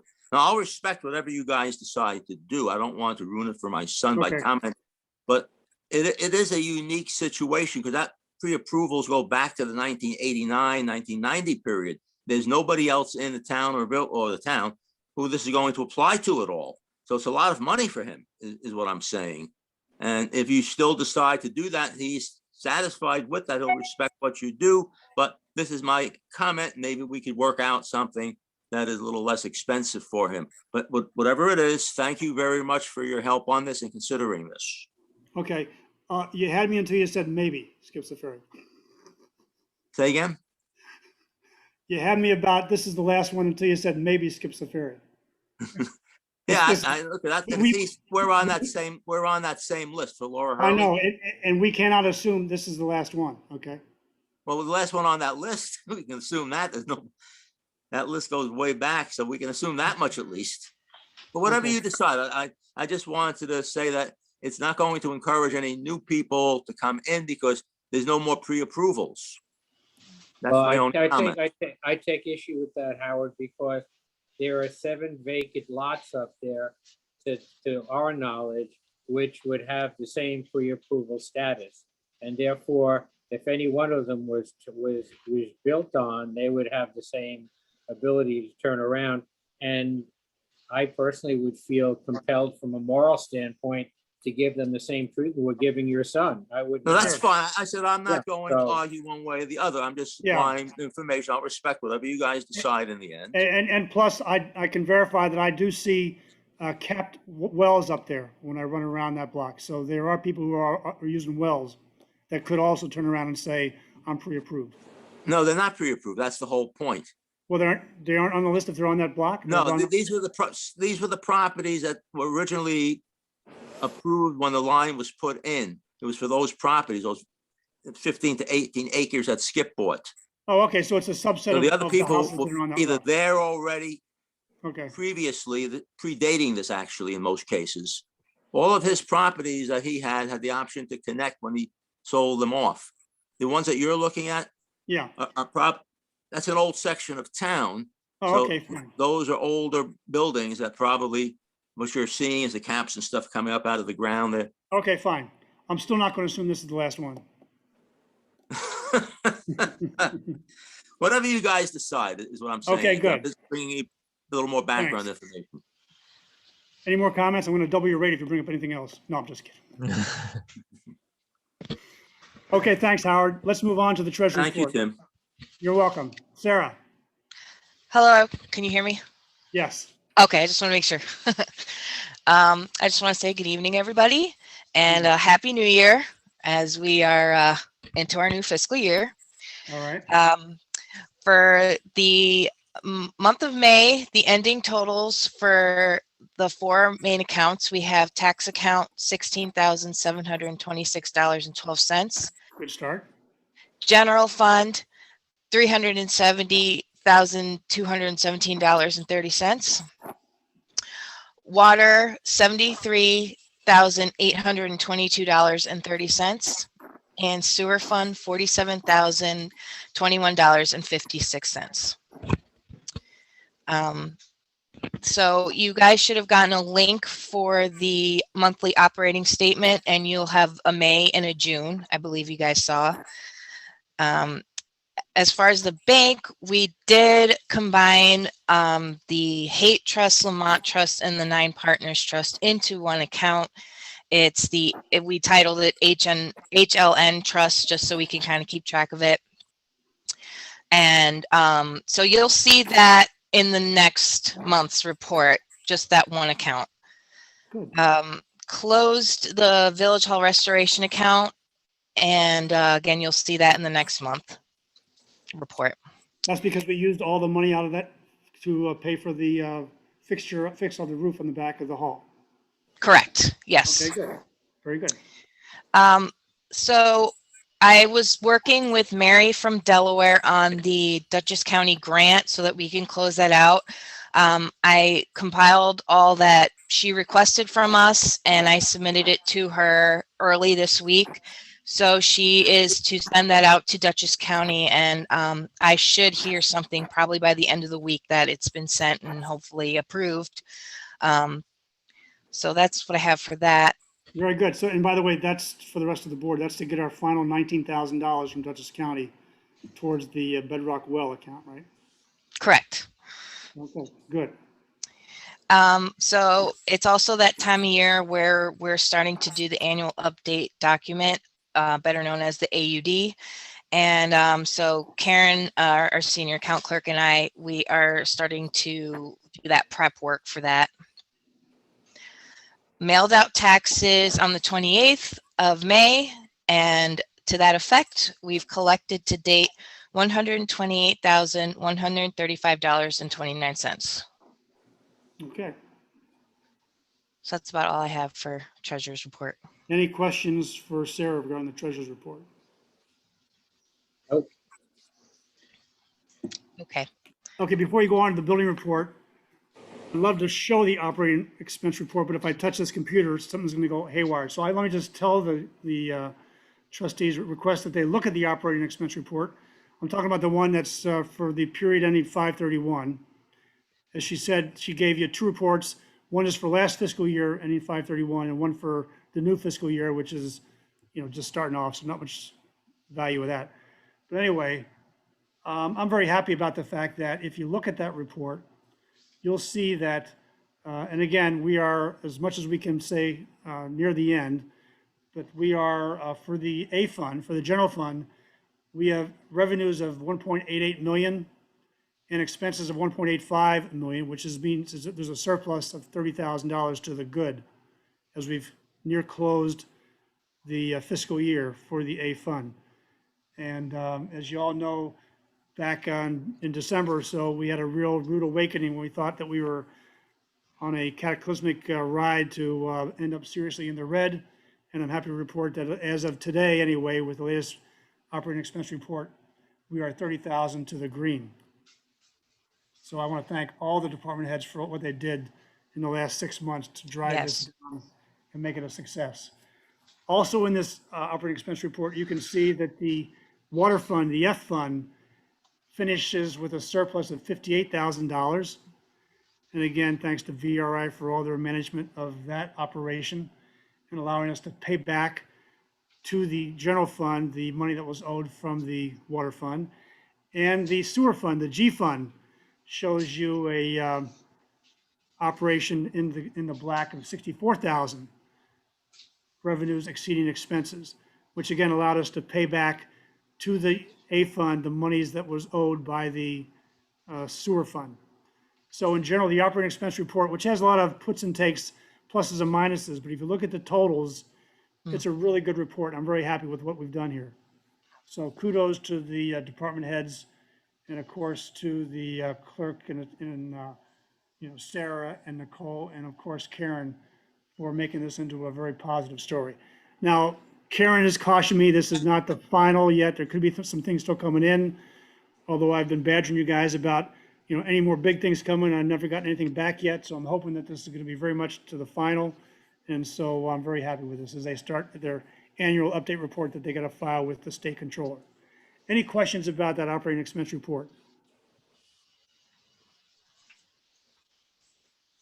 Again, I encourage all the trustees to go through it. Leslie and I went through the old one, so now she's an expert. Any questions you got, just refer them to Leslie. She'll take care of that for you. That's a good plan. That's a good plan. But good job. Let's see. Okay, go ahead, Sarah. All right, for building department for May. Oh, no, wait. Oh, no, I'm sorry. Wait, before you go there, I'm sorry. That's all right. Is Bob Colacola still on? Yes, he is. All right, so I got some bad news as far as the new budget. So good job on last year's stuff. I got some bad news on the new budget. We found that there were $33,000 requested by Bob that didn't make it into the final budget. All right, so we have this hole of $33,000 we've got to fill. The details are murky. Between Bob and I think we owe a lot of responsibility. Have not checked our numbers over. But the fact of the matter is we are where we are. And it was in the detailed unlayering that was done to provide Bob some new categories to put in his supplies in the central garage, to put in new categories in the streets contractual expenses. And I can show you all the details, but the bottom line, it totals up to $33,000. So we need to work on what we're going to do to try to cut that delta. I need Bob to go back and scrub his numbers as much as possible, starting with the $5,500 for the new plow.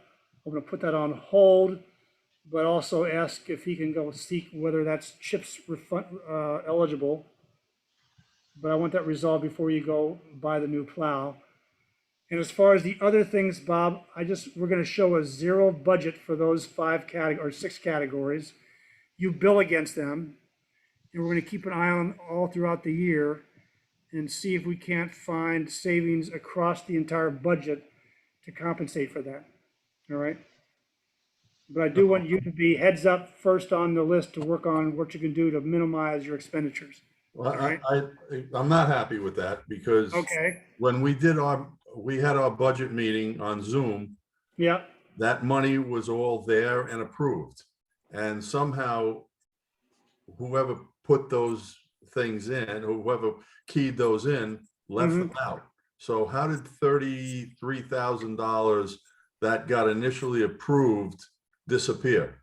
Where did it, if it was approved originally and it was there, Yeah. and it wasn't added to any of my other categories, why was it cut out? I mean, these were essential items. These weren't. Yeah, that's right. And all I'll tell you is that when we had the final review of, or the roll-up of the budget, they weren't there either. Okay? And neither you nor I nor anybody else caught that. And we should have, and that's what it is. All right? Well, I guess, but it doesn't answer my question. Well, I don't know. And to tell you the truth, it doesn't really matter. I mean, we need to do something better next year. I don't know what it is yet, but here we are. So it is what it is. All right? Yeah. So you're not happy with it. I'm not happy with it either, but it is what it is. All right? So that's what we're going to do, though. We're just going to show a zero budget and you bill against it. All right? Yeah. What else can I do? That's right. There's nothing else we can do. Any questions from the trustees about what I just discussed?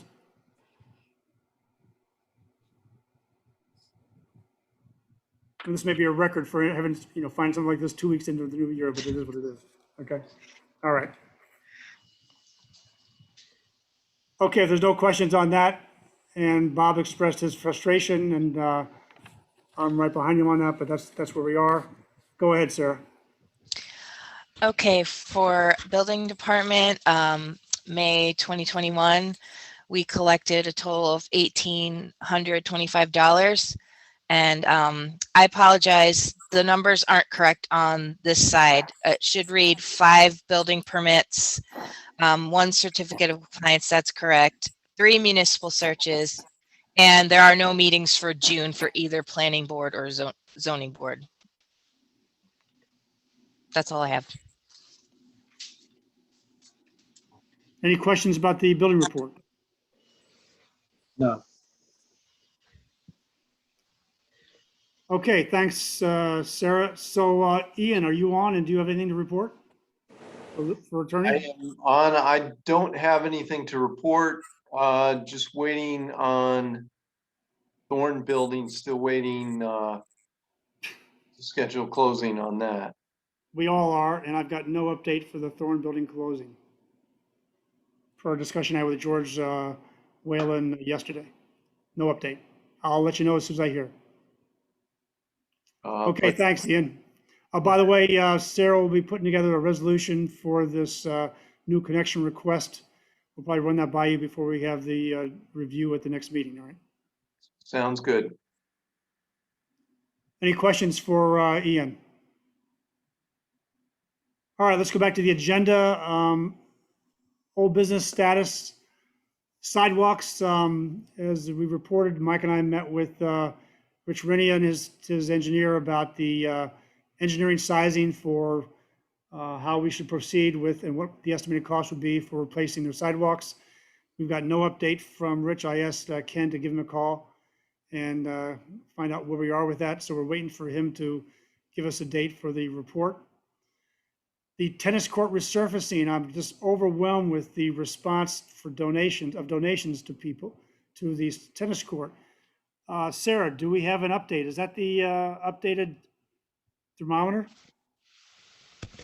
Yes, it is.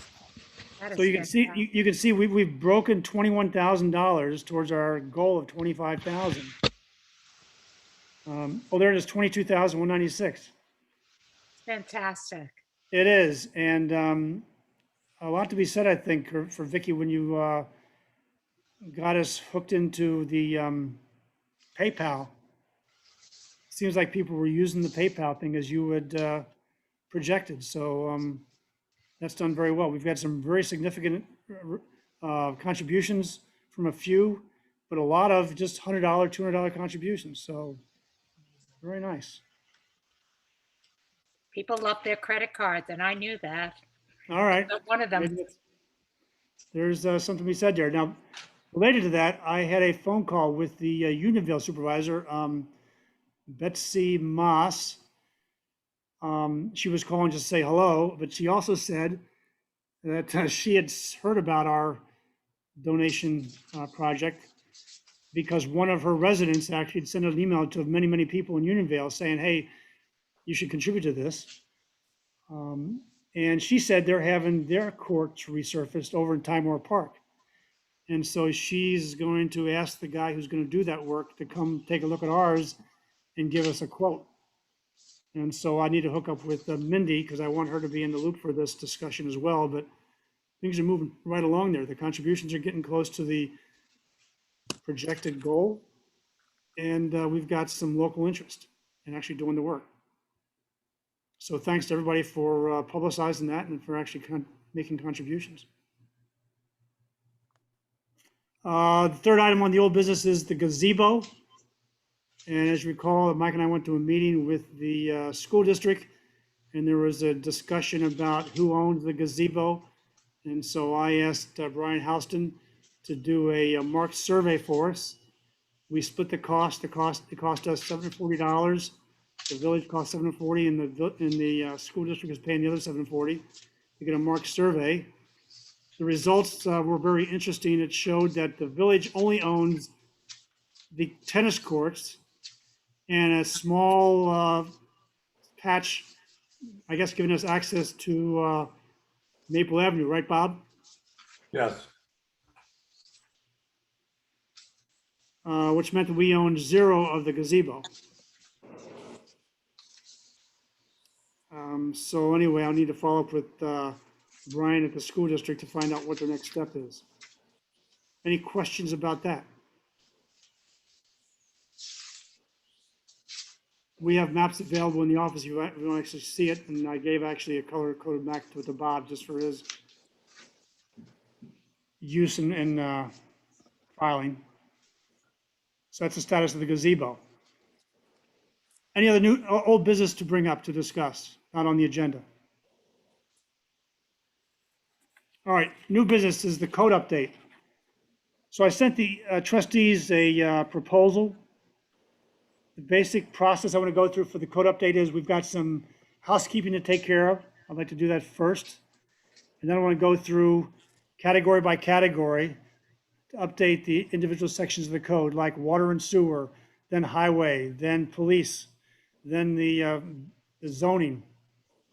Probably that's the categories. We're going to do it kind of in that order, since zoning will be last, since that'll be the most horrendous one to work on.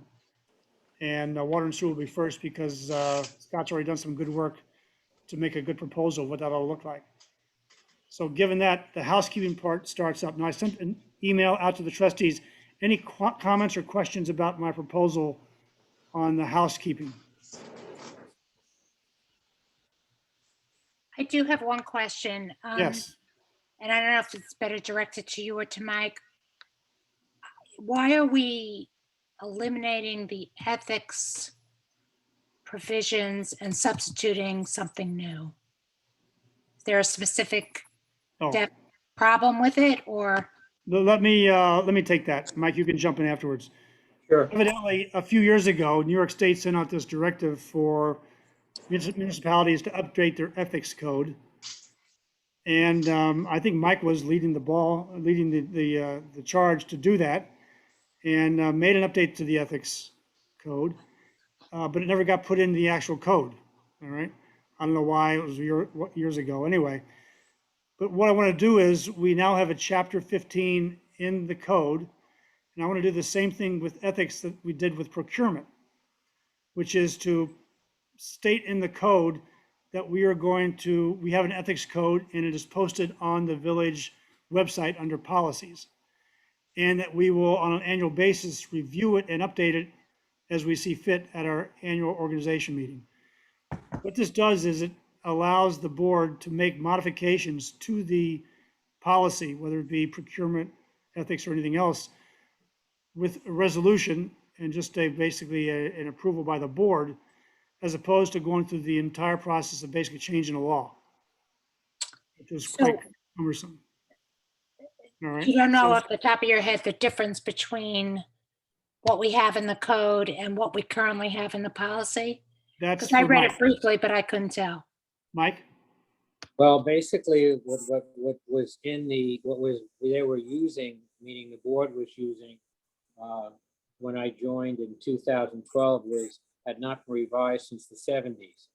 And therefore, when I went to my first NICOM conference, Laura asked me to get a hold of some of the lawyers from NICOM and sit down and see if they had some kind of a template as well as recommendations on how we could revise what was there from the 70s and create something that was more in tune with what was going on in 2013, which is what I did. But when it was adopted by motion, and it was never made as a resolution, and therefore never made it into the code. And when we started going through the code and we had it reviewed by Josh and talked about the ethics, he was saying, well, it really is not it's not legal at this point because it was not made into a law. It has to be, we have to have it as either a policy or a law or whatever the process is. So you have to go through a review and take what you did and, and make sure that it meets guidelines, which apparently NICOM thought it was fine in 2013, but I'm more than willing to have everybody read it and look at today's standards, which in 2020, I don't believe are that different, and see if it passes muster, and then make whatever revisions you want. So But that's Vicky, why does we're that, going through the process. yeah, so Vicky, does that make sense from a procedural point of view? What we're gonna do? So I just want to be clear. So neither the code nor the current policy reflects this third thing that you want us to review and determine if it is consistent with current state law? No, Okay, no. First off, there's only two things. There's nothing in the policy today. Okay, Well, I just went on the website today and there was something called ethics forms, which actually talked about our ethical obligations. So I know we probably all did sign those forms when we got elected. But I don't know how they're inconsistent with what's currently in the code, Well, or how they would be inconsistent with the law. No, what you're talking about is something we sign every year, which is a, for lack of a better term, conflict of interest form, which basically says that every year you agree that you don't have a conflict of interest of any personal nature with anything that's going to be decided on as part Correct. of our business. And that's the only thing that's in the code now. So that whole policy that I put together and the board voted on is not in the code. It's just kind of in this amorphous state of being policy, but since it was never went through the code process as a law, it needs to be, either adopted as a law, the way we've done things to put them in the code, or simply say, this is what our policy is going to be concerning ethics for the board. And that's, as I said, this was something that Paul Albany was extremely insistent on back in 2013. And that's something we did as a board, but apparently it doesn't qualify as a law. We didn't go through the process of what we have to do it as a law. So for example, in the ethics policy that Mike has, it hasn't been codified yet, there is an ethics board, right? In other words, if there's an ethics complaint, there's a board identified that's supposed to go and review this and report back to the trustees. That's something that we ought to, on an annual basis, review, update, make sure that the participants are still active. If not, make modifications to that. That's something that requires that you want to be able to do through the organizational meeting on an annual basis. You don't want to have to go and do a code update every year when you make a slight change to the policy, all right? That's why I want to do the same thing here as we do with procurement, which is pull the details out, put it in our website, and have the code only reference the fact that we have a ethics policy and it's on our website. Is the ethics policy And that on the would satisfy website? the state law. I'm sorry, Leslie, go ahead.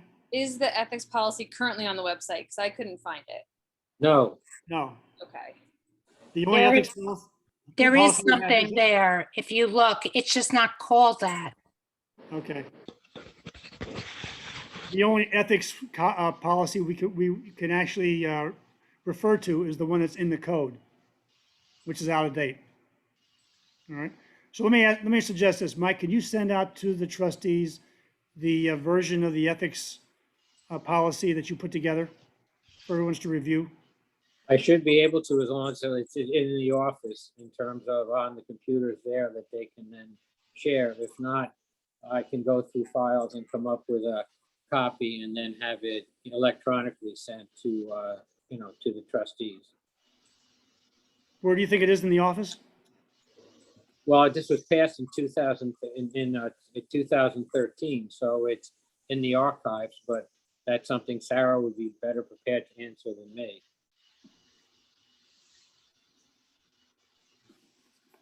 Sarah, do you know about that?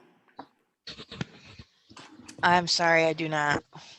Actually, I think, Mike, when we first started this code thing a couple years ago, I think I got a copy from you. I might have it myself. Hang on, I'll look that up. Okay.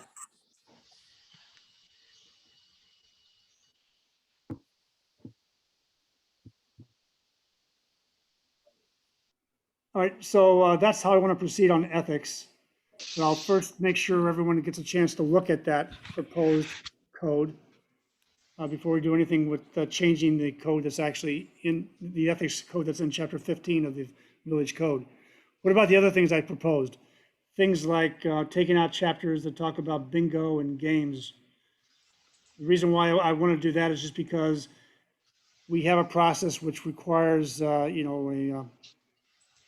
approval of people who gather together. What's that called? What's that form? The meeting. The public assembly. Public assembly, thank you. And I think that covers it. So does anyone have a problem with us actually removing those chapters on bingo and games? No. So the solid waste, that's for the residential, when it was back in the day, you go to. That goes back in the day when the village used to sell bags. You had to buy a bag, and that's what you used to put out for pickup. That no longer is relevant. And likewise.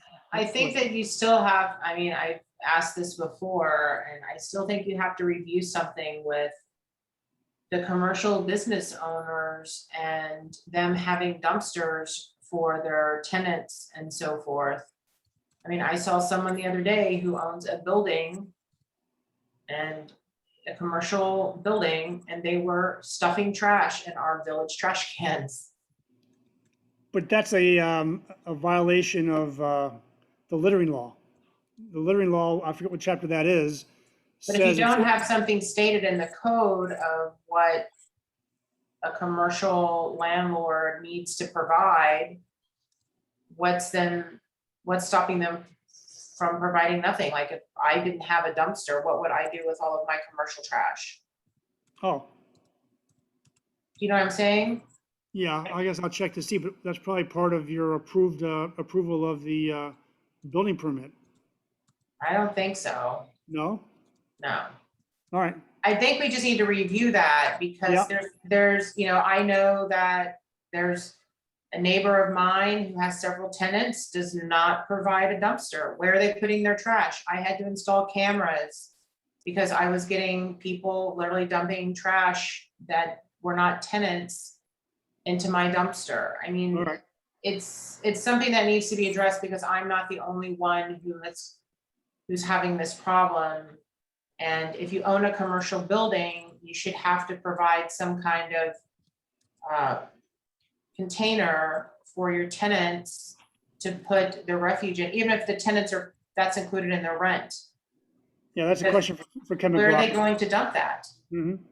So I think that needs to be, I don't know if you just want to delete that without addressing that issue. Well, I'll ask Ken McLaughlin because I assume Okay. it's covered somewhere else, but let's first see. Okay. All right. Any other questions about what I proposed for the first step of the code update? No, this is, we've gone over a lot of the code already and have Yep. identified what is, language that's no longer relevant, and that's kind of where we're going with that. So I think, I think that, this is just kind of cleaning house and getting rid of stuff that we don't really need. Buffy's comment is right on target in that as we identify problems like, what do we do with our garbage?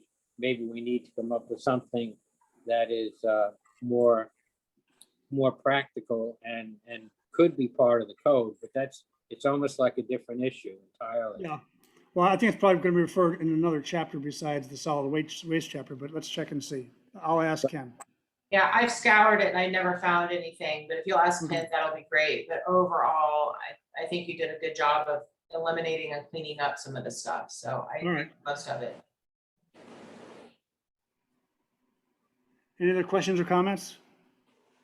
All right, the next step is I have to get with Sarah to find out just what is the procedure for us to make code updates. I forgot since the last time we did it, so we'll start there. All right. Okay. All right, moving on. Now it's time for public comments. Anyone on the call in the public that wants to make a comment? Yes, Tim, Howard. Yes, Howard. As most of you know, not everybody, I attended quite a few of your meetings over the years, and this is the first one I've attended actually from beginning to end on Zoom, and I am quite impressed that you're still functioning almost at the same rate and getting a lot of things done and efficiently. So it was kind of an interesting experience for me to do this, and kind of looking forward, of course, when you get back to real live stuff. But I'd like to say this was very impressive, the amount of work you got done over Zoom. All right, very good. Thanks, Howard. Appreciate that. I've been here a lot, so I know I'm not just saying this casually. And this was very, very impressive. All right, very good. I do. Thank you, Howard. I do miss having your recorder right next to me here, recording every word I say, but other than that. Yeah, those were the good old days. Well, we're going to get back there. Anyone else in the public want to make a comment? Okay, let's move on to board member updates. Deputy Mayor Mike. Okay, I'll just go through the activities that I was part of since our last meeting. I attended a CAC meeting on June 2nd. We discussed multiple properties, none with implications for anything concerning village water or anything that we'd have to be concerned with. we did find out that there's a hospitality committee looking into the town comprehensive plan concerning potential changes to the town comprehensive plan in reference to overnight lodging facilities within the town borders. I believe Buffy's on that committee, and that's going to be ongoing, and that's going to be continuing, and hopefully hear what they have to say once they've looked at the issues. I attended a meeting at the library on June 1st. This was put on as a series of meetings called on by the library, 5 of them, where the librarian asked to open up the meeting for any residents just to discuss issues on the town or village level. So I attended on June 1st. And some of the different things that were discussed were the need for more recreational opportunities for youth, the Thorn Building, preservation of water supply and our resources, especially our tree canopy, more info opportunities concerning local events for the lack of a local Millbrook roundtable type newspaper. And finally, the importance of historical aspect of the town and the village and ways it has to be continued to be promoted. There'll be 2 more of these meetings going on, one on Friday, June 11th, and one on Saturday, June 12th. And when all of the meetings are done, all of the discussions are going to be put in one form and then given to us at the village and to the town and to other organizations to try to distribute so that it may turn into making sure it becomes a community forum for things that should be addressed in the future. So I'd encourage anybody who has time to call the library and get times, but Friday, June 11th and Saturday, June 12th are the last 2 in the series. Third, I attended a shade tree meeting on May 28th with Bob Colacola and Kevin McGrain. We are the current members. We discussed issues concerning trees, stump grinding, tree trimming along Franklin Avenue, developing a list of possible trees that might need to be removed so they could be shared and viewed by members of the Shade Tree Commission. Talked about the kind of trees being planted that Bob mentioned during his report and their watering requirements going forward, and also the location of a tree that would be planted by a group of Millbrook alumni in mid-June and where that could be done. So that's the Shade Tree Commission does need another meeting to discuss some concern brought up by some residents on trees within the village, and we're going to do that hopefully as soon as possible, maybe even as early as next week. June 2nd, there was also a review. Wait, so Mike, also the Shade Tree Committee has got to come together and revamp or update the shade tree policy, right? So we get that Right. agreed That's by what I the was- board and posted on the website. Right, well, that's part of what I was saying. We have to be able to discuss some of the issues and policies on some of the different things from the Shade Tree Commission, and then and do that, and so it can be posted. Let's see, June 2nd, I took a tour and did a review of village facilities with the mayor, with county representatives to assess any safety concerns within all of our village buildings, including the firehouse, highway garage, village building, village town hall, as well as the water treatment plant. I was on site at late Sunday afternoon on right before Labor Day for the repair of the leak on Valley Farm Road.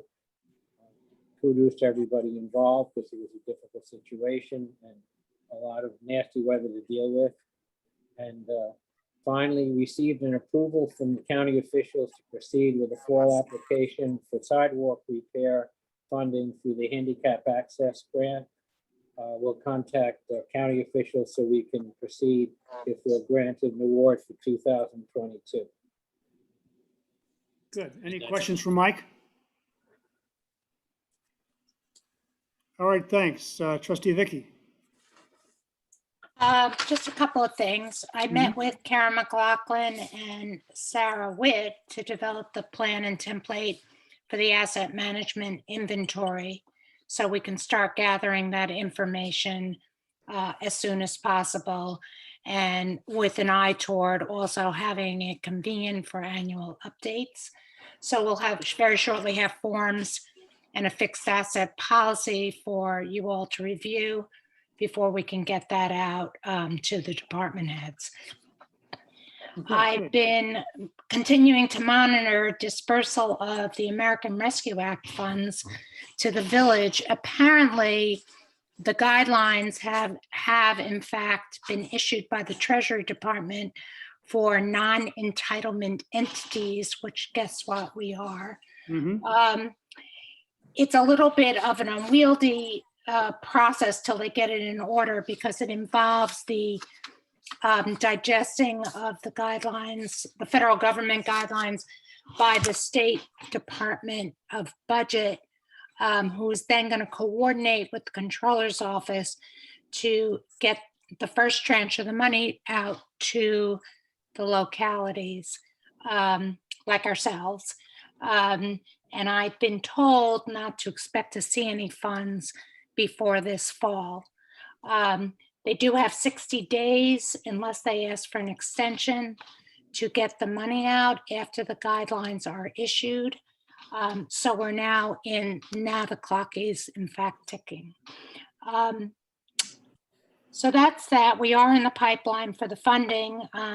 It's also, there's some haggling going on about how the funding is going to be divided. So I know we have an estimate, but that's not a final number. The county money, based on the email, Tim, you sent around today, is going out already, and they are or planning to go out very quickly. They are going to implement part of their plan through legislation on the 14th of June. I think it pays for us to monitor what they're doing there, because they apparently are adding to their infrastructure funding to localities within the county. They're also, and again, that you all have the email, so it's pretty broadly written, but they're also saying that they're going to allocate some money to public safety equipment. So those are all things that bear watching. Like Mike and like some of my other colleagues, I did participate in one of the library conversations this week, and I did find it very lively and informative. The librarian, Courtney Sahalis, as Mike had said, has plans to compile the data that she's collected and organize it by themes. And some of the themes that she said dominated all of the sessions so far are environmental sustainability, promotion of visitorship in the village to sustain the businesses, leadership and volunteerism, and socially and economically integrating all of our residents, including the new ones and those that maybe have not been visibly part of our economy and the social events here. She said that there will be a report that she'll make available in various ways so that the community has easy access to it. What she did mention is, though there are only 2 more sessions posted, of maybe doing targeted sessions, for instance, Buffy with the MBA and other organizations, maybe the trusts. So I would keep an eye out for that if you're interested. And Jared mentioned the ride along that I'm going to do tomorrow, which I certainly am very interested in it, looking forward to doing it, because I both better want to understand the challenges our department faces on the street, but also to experience a bit more firsthand some of the ways that community policing can be so gratifying to the police. So that's my report. Good. Any questions for Vicky? Okay, trustee Buffy. Good evening. I don't have much. I did go back into my calendar and I did confirm that Community Day is happening and it is September 18th. So the MBA will be hosting Community Day on September 18th. And I have been doing a lot of research on the body cameras that Mike has asked me to do for the police reform with help from Vicky. And I'm sort of compiling a lot of stuff to maybe have a meeting with Jared and Mike about that, just to get their input. I've reached out to other villages just to sort of see what they have been doing in that aspect. And that's about it. All right, good. Any update on the charging stations for electric vehicles? I don't think we've had much movement on that, Vicky. Have we on the charging stations? I don't have anything new to report. Okay, fine. Just want to make sure we don't forget about that because that's a great idea. I don't know if we can make that happen. Chime in on, Okay, can I trustee. chime in on the charging station? Yeah, Bob, go ahead.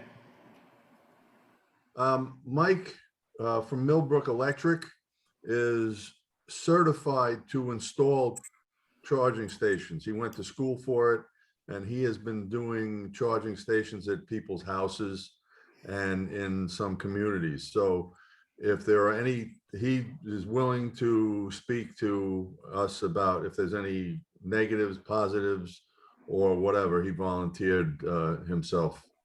Oh, for good. that. Mike All right. Schultz. That's Mike Schultz with Millbrook Electric.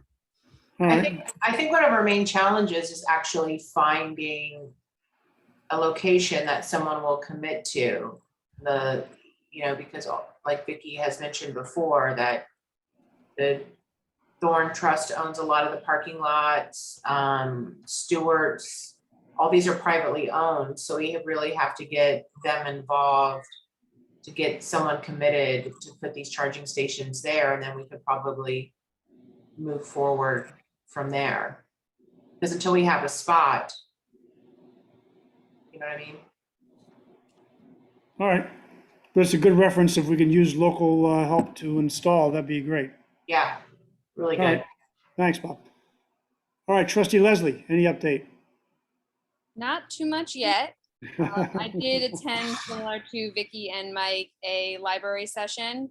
I attended via Zoom. Unfortunately, it doesn't sound like it was well attended like the other two, but there was discussion similar to what was said about kind of compiling all the information. And then it sounded like they wanted to meet with the different community organizations to kind of share, with the MBA what was found, with the rec what was found, and to hopefully build them and kind of give them feedback. So hopefully that will be informative in the future. All right, good. Thanks, Leslie. Okay, so mayor update, just two things on my mind. First off, the comments that Vicky said about the American Rescue Plan. In the bi-weekly meeting with Mark Molinaro, our county supervisor, he said the county's focus is going to be on about 5 different things: high-speed internet access, improved recreation availability, and also he said debt service reduction in some county parks, public safety, like Vicky mentioned. He was talking about updating the radio system, the emergency radio system that they got as one of their key focuses for public safety. Infrastructure updates, like Vicky said. And he also said dedicating money towards helping homelessness in Dutchess County. So I thought that was kind of interesting. Their 4 or 5 point focus for what the county needs to or wants to do with the American Rescue Funds that they get. But as Vicky said, we as a village have no idea what or when we're going to get our money. And so she said, maybe the fall. Okay, that's a good place to start talking about it. We'll get it when we get it, I guess is all I can say. The other thing on my mind is that Sarah sent me this email from, what do they call it? Rebuilding Together Dutchess County. used to be Habitat for Humanity. You did these Christmases in April. Remember that? I used to work on these when I was working at IBM. So they're asking for applications for people who want to have the Rebuilding Together Dutchess County come and work on their house for a couple of days, for a weekend, kind of, to fix up their home and to allow people to stay in their homes as long as they wish. Of course, this is focused towards people who are low income or elderly. And they're taking applications starting now through September 30th. And there's a form that you need to apply if you're interested. So pass the word around. We'll figure out how to publicize that, maybe through the newsletter for our local residents. But if there are people who are, interested, or you think might be interested, mention it to them and have them contact the office. We can hook them up with the website or the form they need to fill out. It's got to be done by September 30th. Any questions about that? Can you share the link with the rest of us? Sure. Actually, I'll forward the email to you. How's that? Okay. The link is rtduchess.org. RT for Rebuilding Together, rtduchess.org. I'll forward the email to you so you'll see it. Thank you so much. Okay. Next board meeting is going to be Wednesday, July 14th. Same time and place. I'll try to get a computer that works next time. Any final comments? Can I get a motion to adjourn the meeting? I'll make that motion. A second. Second. All those in favor? Aye. Aye. Thank you. Have a good evening. Have a nice evening. Thank you. Good night. Take care. All right.